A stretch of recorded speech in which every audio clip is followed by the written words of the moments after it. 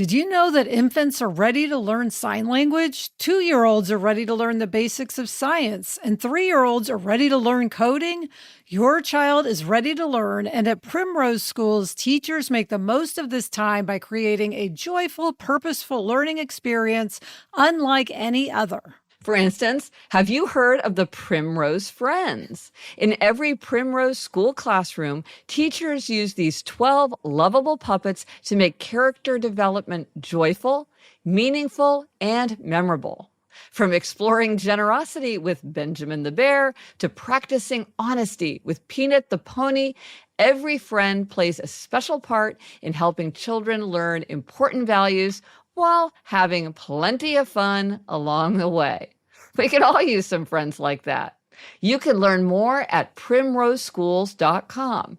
Now enrolling infants through children age 5. That's primroseschools.com for more information. Elizabeth, when we're together for the holidays, we end up going to Whole Foods Market every day. There's so many things that we need. Like we're going to a party and one of us needs to bring a gift for the host. They have these expert curated cheeses and crackers that everybody loves. They have excellent limited time seasonal desserts like holiday rum cake, creamy bûche de Noël, which is one of our family's favorites, and more. Plus, they have these show-stopping things for the table like bone-in spiral cut ham. Well, Gretch, I love that they have heat and eat sides from the prepared foods department because you know that I am not much of a cook. So heat and serve is something I can do. And they have floral, Gretchen. So you can bring a nice bouquet of flowers if you're going to someone's house. Shop for everything you need at Whole Foods Market, your holiday headquarters. Lemonada.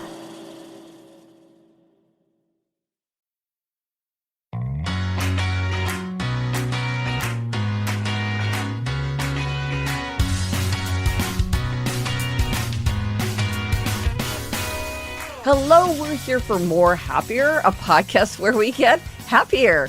Join us for some weekend listening. It's observations and reflections, but with a looser vibe. Hey, Elizabeth. Hey, Gretch.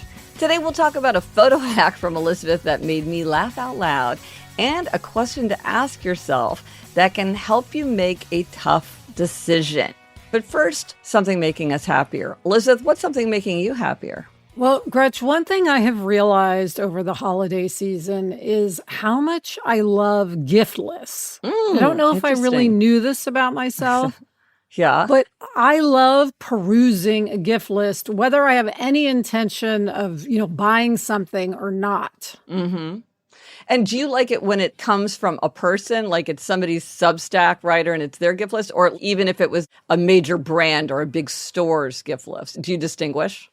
Yes, I definitely prefer it if it's from someone specific. So if it's from, like, there's a Substack I like called The Love List. And if it's from her, I'll know that there'll be interesting things to see on the list. And it just gives me like a window into things I would never see otherwise. I think a lot of this is because we do so much less shopping in person now. So you're not browsing, you tend to be looking for things. So it's kind of like a gift list is a way to browse.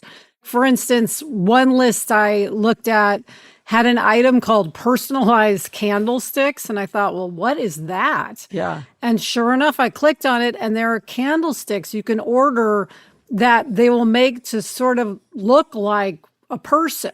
And I thought, well, what a fun gift that would be to someone who just got engaged, his and her personalized candlesticks. You love a personalized gift. That is your thing. I do. You love personalization. Yeah. I can't even envision what a personalized candlestick is like. I'm intrigued. Well, you could if you had looked at this gift list. Yeah. And what I'll do sometimes, Gretchen, is I'll take a screenshot of something where it says the name so that I know later I can go back and find it if I really want to look for a gift, because that is an issue of just finding then what you've discovered over these many gift lists. Now, let me ask you this on the other side of things. Do you feel like it makes you more consumerist or more acquisitive to look at these gift lists, or not really? I think for me, it does not because, like you, I'm an underbuyer. I Mm-hmm. have a high bar to actually buy something. Uh-huh. So, no, I don't. I do think that would be something that could happen to many others. Like Sarah, my writing partner, is probably someone who she shouldn't look at gift lists Right. because she will say, oh, well, that does sound like a great Right. product. I should get that. Whereas I'll say, wow, that looks like a great product, and I'll take a screenshot and Mm-hmm. then think about it for months. Mm-hmm. I won't just buy impulsively, Right. really, ever, rarely. Well, this is a good example of the idea that something could be a healthy treat for one person and not a healthy treat for another person. Because, we talk about the importance of giving ourselves healthy treats because when we give more to ourselves, we can ask more from ourselves. So it's really helpful to give yourself a lot of healthy treats. And this is something where for you, it's a healthy treat. You enjoy it. You get that browsing. Like, what in the world do people come up with that kind of fun feeling? And then maybe you'll come across the perfect gift to give to somebody in 6 months. So for you, it is a healthy treat.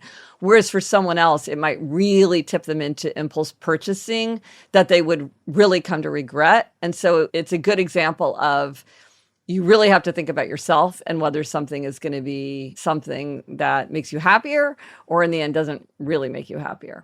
Yeah, and Gretchen, I would just add to this thing that makes me happier is I've also found over the years that making gift lists makes me happier. I love how we make a gift list, Sarah and I make a gift list.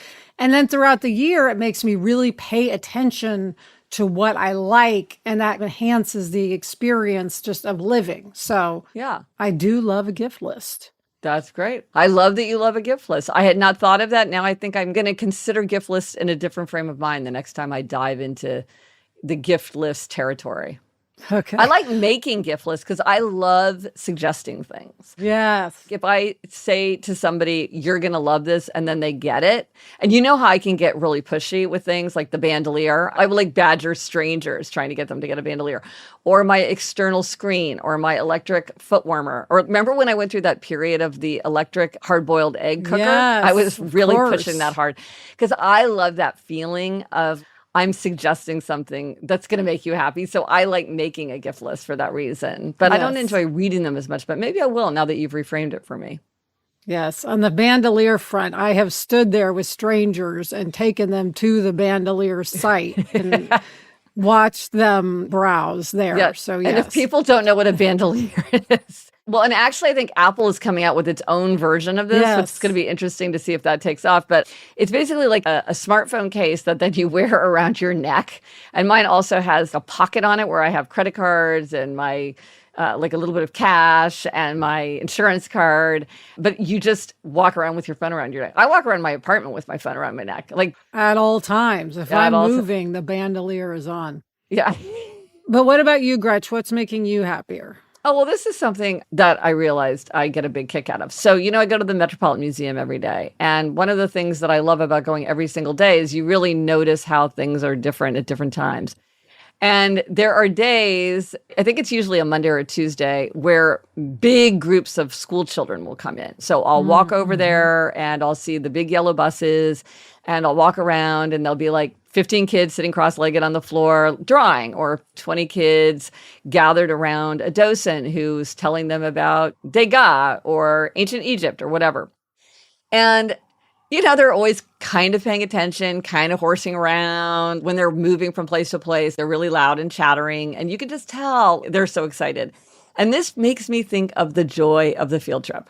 Because when you're young, the idea that you have a field trip, it's so great. You're out of the usual routine of school. You're going someplace interesting, or at least different, even if you don't find it that interesting.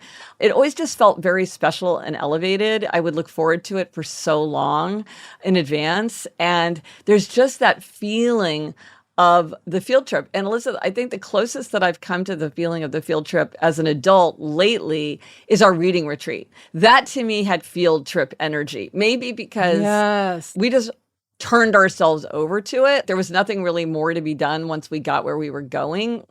In the way that a field trip, it's like somebody's leading you around and being like, look at this, look at that. You're not making plans. You're not looking at a map yourself. It's sort of being self-guided is great, but sometimes it's really nice not to be self-guided. Anyway, it just makes me happy to think of all these kids in there having their field trips and that they're having a great time in this beautiful museum that I love so much.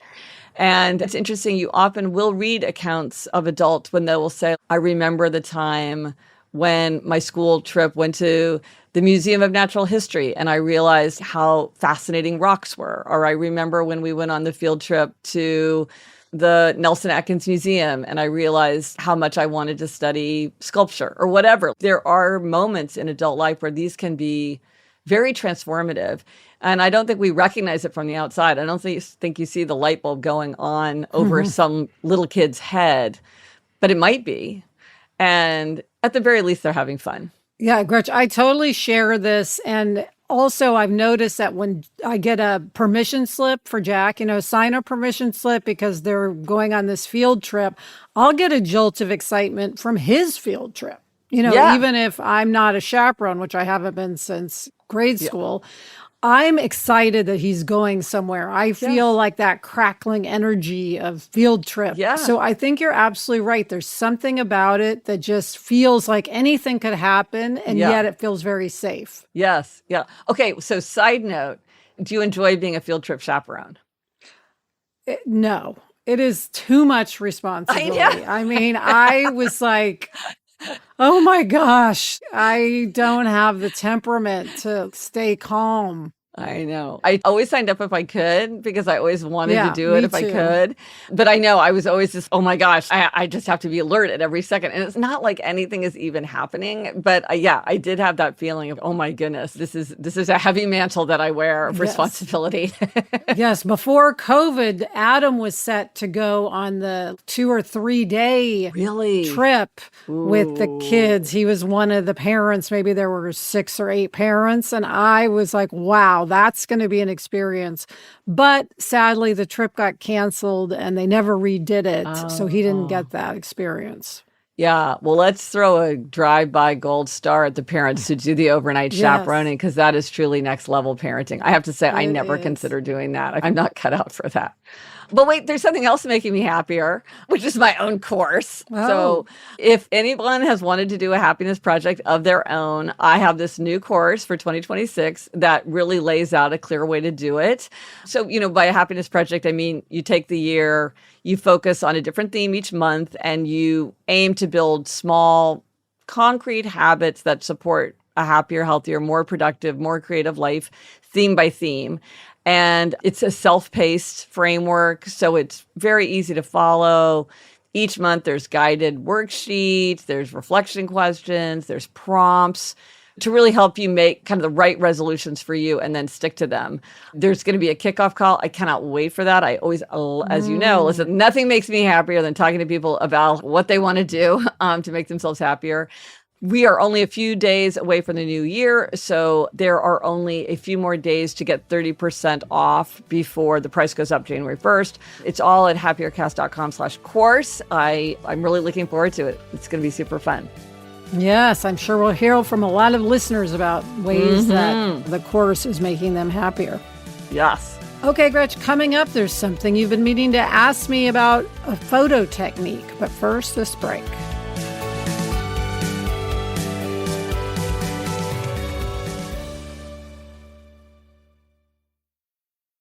Are you a trailblazer, a risk taker, someone with countless tales of epic adventure? Well, I'm not quite there yet, but I'm working on it. Even the boldest among us started small, daring themselves to reach greater goals each day. If you're looking to take on a challenge like that, the Defender is too. It's a vehicle built for those capable of great things, whether you're charting new territory or just escaping the city for the weekend. The Defender, engineered to meet challenges head-on so you can explore with confidence. An icon reimagined, designed for a new generation of explorers. Choose from the Defender 90, 110, or 130, seating up to 8 adventurers. With a tough-tested exterior, a modern and functional interior, and intelligent tech like 3D surround cameras and the Pivi Pro infotainment system, every journey feels limitless. Because like you, the Defender is capable of great things. Build your Defender today at LandRoverUSA.com. You're ready for the holidays. The turkey's been going since this morning. The sides are perfectly seasoned. The out-of-towners have a bed, couch, or futon to crash on for the night. All that's left to take care of is your peace of mind. That's why ADT is here. With their professionally installed home security systems, you get protection that helps you feel safe. When every second counts, count on ADT. Visit ADT.com or call 1-800-ADT-ASAP. When every second counts, count on ADT. This podcast is sponsored by Squarespace. You cannot even think of starting a business these days without having a website, and Squarespace makes it so easy. I've noticed, Gretch, people don't even say, do you have a website? They say, have you started your Squarespace? It's so great because you have everything you need for your business right there. You can sell things, you can post things, you can collect information. It's just so easy, and it's easy to set up, which is key to the whole enterprise. Yes, they have cutting-edge design tools like their Blueprint AI builder that just asks a few questions about what vibe you want and what you want to do, and it'll generate a whole custom layout that actually looks like whatever you want. You hardly have to tweak anything. Plus, with Squarespace, their email campaigns are built right in. So once people join your list, you can send newsletter or updates without leaving the platform. Head to squarespace.com/happy for a free trial. And when you're ready to launch, use offer code HAPPY to save 10% off your first purchase of a website or domain.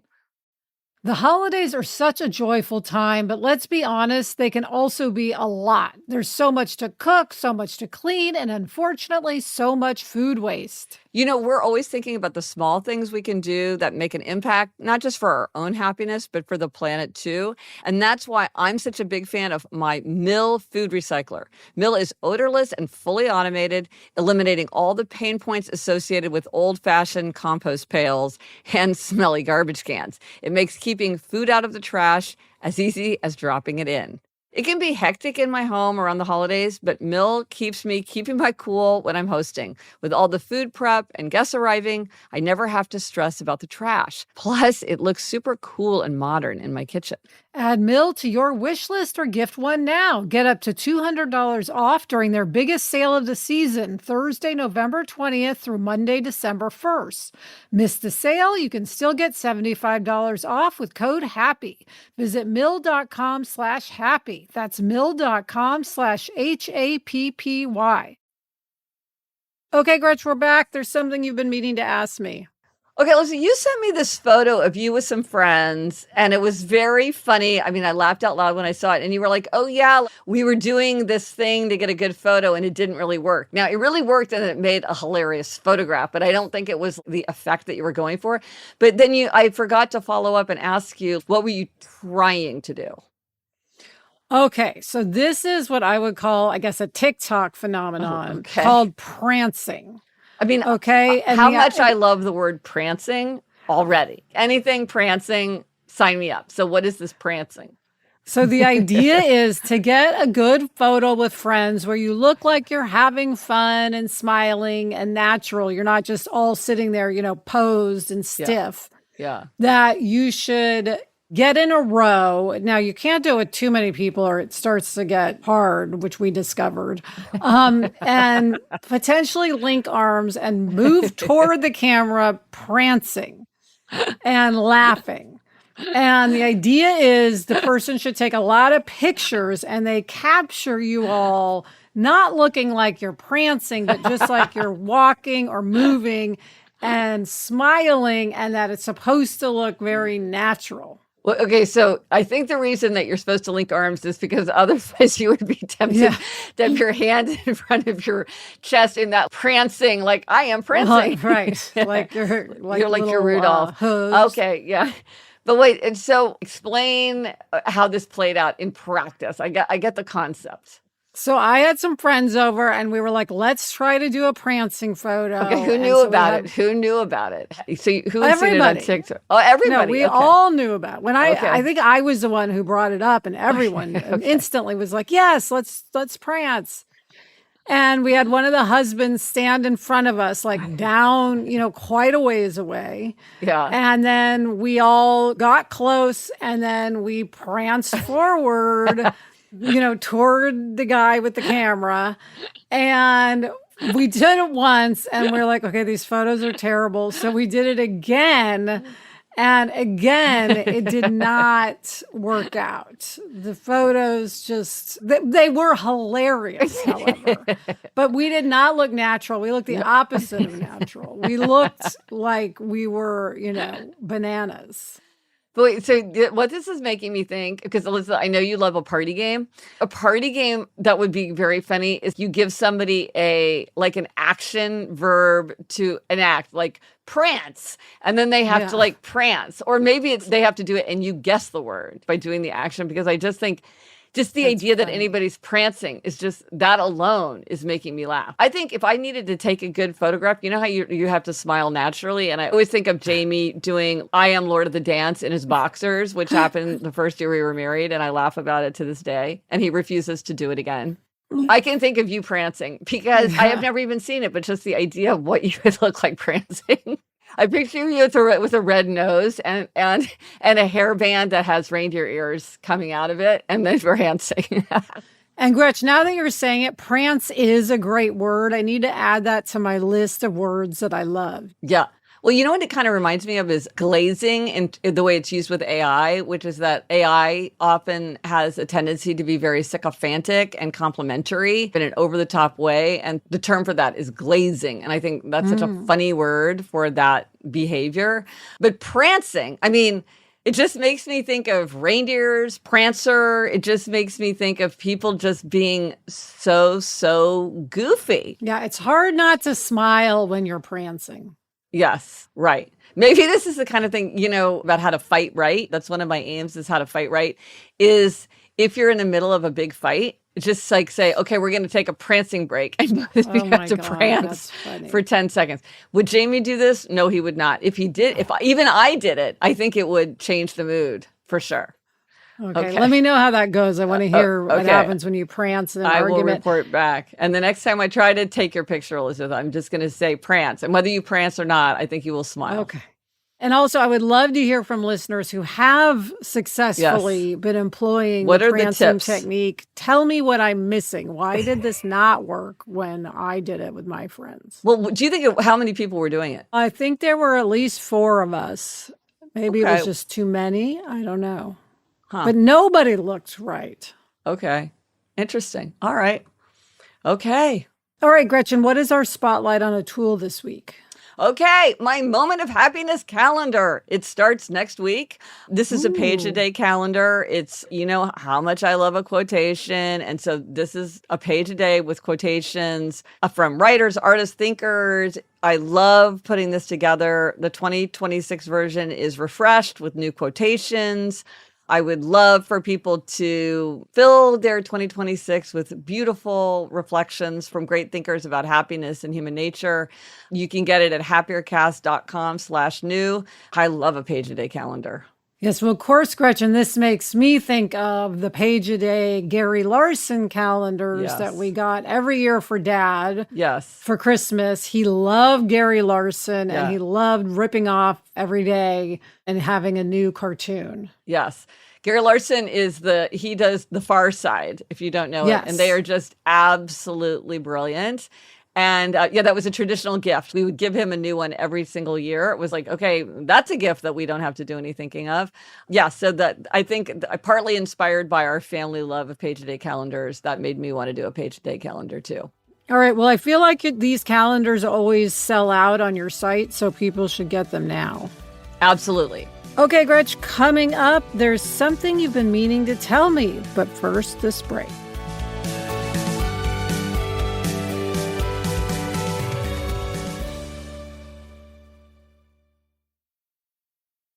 As a business owner myself, I know that owning a business means long days and lots of hard work. You need to be able to adapt to new challenges as they pop up, and you certainly need the right technology to help you do that. Spectrum Business keeps businesses of all sizes connected seamlessly with internet, advanced Wi-Fi, phone, TV, and mobile services. Spectrum Business has tailored connectivity solutions and packages built for your business's budget. No contracts, no added fees. And right now, business owners can get free business internet advantage forever when you add 4 or more mobile lines. Visit spectrum.com/free for life to learn how you can get business internet free forever. Restrictions apply. Services not available in all areas. There is one thing that all people on Earth have in common. We move through the world in a human body. Bodies ache, they bleed, they desire, they hold the stories of our lives. And when people have power over their bodies, when they can access the care their bodies need, they can begin to write their own stories. International Planned Parenthood Federation, or IPPF, is the world's largest network for sexual and reproductive health, rights, and justice. They are sharing real stories of people around the world, people like Alina in Malawi, who walked miles to the nearest clinic to birth her baby, only to give birth along the way. Every body holds a story, and you can read just a few of them now at ippf.org/everybody. When it comes to holiday gift giving, the hope is that we're giving things that people really love, beautiful, timeless pieces that they'll wear for years. That's why, Elizabeth, you and I love Quince. I mean, from Mongolian cashmere sweaters to Italian wool coats, everything Quince does is premium quality at a price that actually makes sense. Quince has something for everyone. It has silk tops and skirts for dressing up, perfectly cut denim for everyday wear, and outerwear that actually keeps you warm.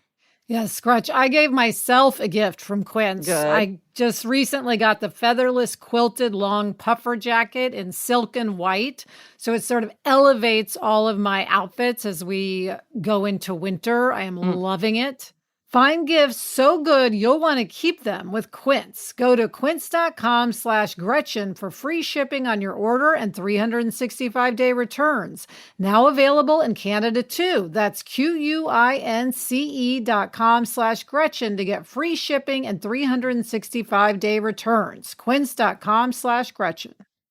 Elizabeth, when we're together for the holidays, we end up going to Whole Foods Market every day.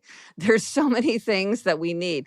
Like, we're going to a party and one of us needs to bring a gift for the host. They have these expert curated cheeses and crackers that everybody loves. They have excellent limited time seasonal desserts like holiday rum cake, creamy bûche de Noël, which is one of our family's favorites, and more. Plus, they have these show-stopping things for the table like bone-in spiral cut ham. Well, Gretch, I love that they have heat and eat sides from the prepared foods department because you know that I am not much of a cook. So heat and serve is something I can do. And they have floral, Gretchen. So you can bring a nice bouquet of flowers if you're going to someone's house. Shop for everything you need at Whole Foods Market, your holiday headquarters. All right, Gretch, we are back. Now, what have you been meaning to tell me? You tell me so much. I know. Here is something you have not yet told me. Yes. Listen, I realize that without intending to, we've started a series of questions about how to make a tough decision. So, for instance, I have the idea of choose the bigger life. If you're deciding between an apple and an orange and the pros and cons are balanced, you think, well, let me choose the bigger life. And a lot of times that really helps people make a tough decision. Yeah, I mean, we have heard from dozens, if not hundreds of listeners about how choosing the bigger life has helped them make decisions. There's also, Gretchen, step into the future, which is what I always say. What's going to help me step into the future if I do X or Y or Z? Yeah, and that's a great question. Well, and another thing that I really find in my own life, because this is something that I often will fall into, it's a loophole that I fall into, which is the false choice, which is when I tell myself, well, I have no time to go to the dentist because I'm so busy writing. And you're like, no, you have time to go to the dentist and write. So that's a false choice. But sometimes I think even with a big decision, it's like when someone says to themselves something like, do I live a healthy life or do I keep up an active social life and do things that make me happy and entertained? And you're like, well, isn't that a false choice? Because can't you have a life full of fun and also be healthy? So that's a false choice. So you ask yourself, have I set up a false choice? So Elizabeth, I thought of another one. Oh, good. Okay. So This came to me because our dog Barnaby was whimpering. So Barnaby is a very relaxed dog generally, and he had had this issue with something on his back. And so we had made a veterinary appointment for him the next day. But the night before his appointment, he was just whimpering. He was just lying there calmly, and every once in a while he would sort of whine or whimper. He wasn't pacing around restless, but he definitely was whimpering. And that's something that he doesn't usually do. And I said to Jamie, well, I wonder if he's really in pain. I wonder if that thing hurts him. And Jamie said, well, it doesn't look like it hurts him. I'm like, no, but he is just whimpering and whining. And he usually never does that. And if he were in pain, how would he communicate that to us? Right. You know, I mean, other than like going over to us and putting his paw on our hand and looking deep into our eyes, which he wouldn't do. So I'm like, I think that this is what it would look like if he were in pain. I'm worried. So he said, well, okay, why don't you call the emergency vet care and I'll take him if they say he should come in. So I talk to this very nice vet and I describe what's going on. And I'm like, he's got an appointment in the morning and I just can't tell whether it's bad enough that we need to bring him in now. What do you think? And this is what she said. And this is what I think is the really important idea. She said, well, over the phone, I really can't advise you about how serious the problem is, but I can say that if you're worried enough to call me, you probably might want to bring him in. And the minute she said that, I was like, obviously I should bring him in. And here's the thing. I'm not a worrier. I do think there are some people who get really, really worried very, very easily. And maybe they know that about themselves. They know, well, sometimes, I do tend to react very strongly, or I do tend to worry about things that end up being nothing. And people say to me that's nothing, and yet I worry, and then it turns out it's nothing, or whatever. That is not my experience. My experience is I tend not to worry. If anything, maybe I should worry more. So when she said that, I was like, okay, I'm worried. And that's not likely for me to do. Therefore, we should bring him in because I am worried enough to call. And I just thought that that was so helpful because if you're asking, maybe you should think about the fact that you are asking and just the question itself is the information that you need to make a decision. Yes, that's super helpful. And Gretchen, off topic, but I have to ask, what happened with Barnaby? Well, so he had a cyst. That's what we had noticed. And it had burst. And so that's what was causing him pain. So he did have to have stitches. And then he had medication for the next several days and antibiotics and pain reliever and stuff. Okay. So it was really good that we took him in. It was the right thing to do. And he probably was in a lot of pain. And with something like that, you're really better off getting it taken care of. So it's very funny now because he's got this shaved area on this patch on his back. It doesn't bother him anymore, but it looks very comical. All right. Well, I love that we are honing in on how to make hard decisions because that's just going to keep happening in life. Yes. Decisions happen over and over again. So I need all the tools I can get. I know. If anybody has any other ones, like good questions to ask, I think, there can never be enough. One thing I find so helpful with decisions is to remember, and we've talked about this, that the result doesn't mean something was a good or bad decision. Yes. You make the decision and what will happen, but it could have been a good decision and not have a good result. My father-in-law talks about that often, that you can't judge the quality of a decision by the outcome because so many things can happen that just don't go your way, but that doesn't mean that your process was bad or that you should have made a better decision or that you made the wrong decision. So yeah, that's a very helpful thing to remember. Okay, Gretch, finally, what is our secret of adulthood this week? Well, this is very closely related to the vet observation. It's kind of actually the same point, but made in a different way. So it struck me differently. And the secret of adulthood is, with some questions, the very inclination to consider the question suggests the answer. So I had thought of this, but not in the vet context. So here are the examples. For instance, for these questions, the answer is probably yes. Am I a decent parent? Do I have a drinking problem? Am I carrying too much? Should I take 2 trips? Should I bring an umbrella? Should I finally get a dog? But for other questions, such as, are these ingredients healthy? Should I stay up late to watch one more episode? Or should I hit send on this angry email? The answer is probably no. Love that. Especially hitting send on the angry email. Oh, Elizabeth, we have talked about that so many times. Don't do You will it. never regret the email you don't send. Don't do it. Don't do it. You will think, oh, I just want to get this off my chest. I just want to get this done. And the minute you send it, you regret it. Yep.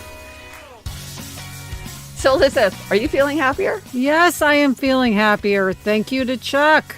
Bye, Gretch. Bye, Elizabeth. The best time to start a happiness project is 20 years ago. The second best time is now.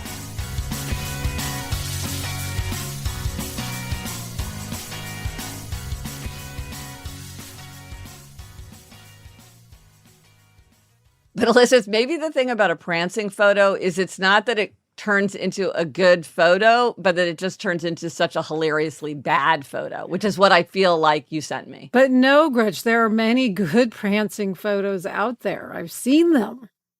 Okay, well, clearly there's a secret ingredient that you guys didn't know about. Maybe listeners will tell us. I really want to know. And I want to prance with you the next time we're together, for sure. Absolutely.